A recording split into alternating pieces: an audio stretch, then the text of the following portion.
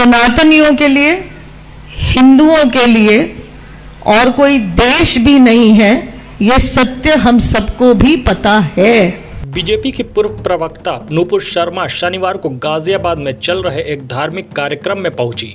उन्होंने कांग्रेस सांसद राहुल गांधी के संसद में हिंदू वाले बयान पर उनका नाम लिए बगैर पलटवार किया।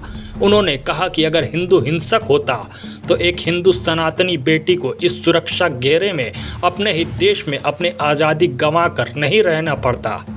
भाजपा से निलंबित क्यों हुई थी नुपुर शर्मा, बताएंगे, पहले आप पूरा बयान सुनिए। महाराज जी,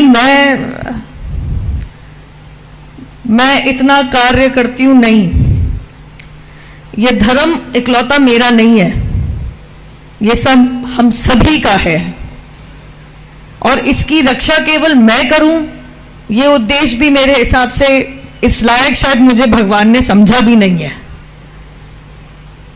परंतु सनातनियों के लिए, हिंदुओं के लिए और कोई देश भी नहीं है, यह सत्य हम सबको भी पता है। जब ऊंचे पदों पर बैठे लोग कह देते हैं हिंदू हिंसक हैं, ऊंचे पदों पर बैठ के लोग कह देते हैं कि हिंदू सनातनियों का नरसंहार कर दो, दो बात कहूंगी। जो मैंने देखा है पिछले 2 साल में, सनातनियों का नरसंहार करने की कोशिश की गई, क्योंकि शायद व्हाट्सएप पे, फेसबुक पे कुछ लिख दिया और कुछ ऐसा उल्टा सीधा नहीं लिखा। और अगर हिंदू हिंसक होता तो एक हिंदू सनातनी बेटी को इस सुरक्षा घेरे में अपने ही देश में अपनी आजादी गंवा के रहने की नौबत नहीं आती।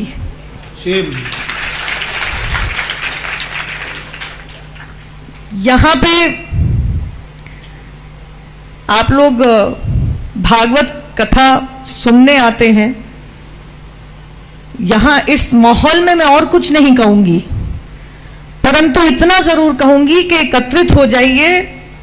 महाराज जी बिल्कुल सही कह रहे हैं, किसी और घर की बेटी तो दूर की बात है, किसी और घर के किसी सदस्य को भी वो ना देखना पड़े जो मैंने देख लिया।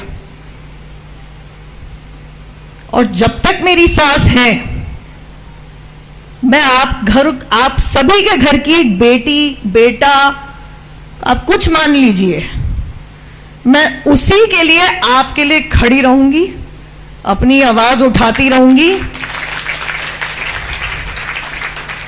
तुम कहो तो वाह वाह, मैं सत्य भी कह दूं तो सर तन से जुदा, ये मेरे देश में नहीं चलेगा। मेरा देश भारतीय संविधान से चलेगा, किसी मजहबी कानून या शरिया से नहीं।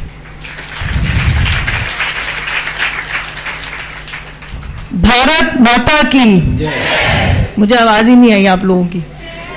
भारत माता की, भारत माता की, वंदे वंदे गिरिराज धरण की।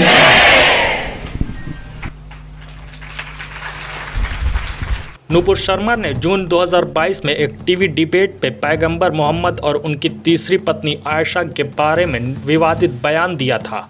इसे लेकर काफ़ी विवाद भी हुआ था। देश के कई राज्यों में नुपुर के बयान को लेकर हिंसा भी हुई थी। इतना ही नहीं, कई मुस्लिम देशों में इस बयान की निंदा की थी। इसके बाद ही बीजेपी ने उन्हें निलंबित कर दिया था।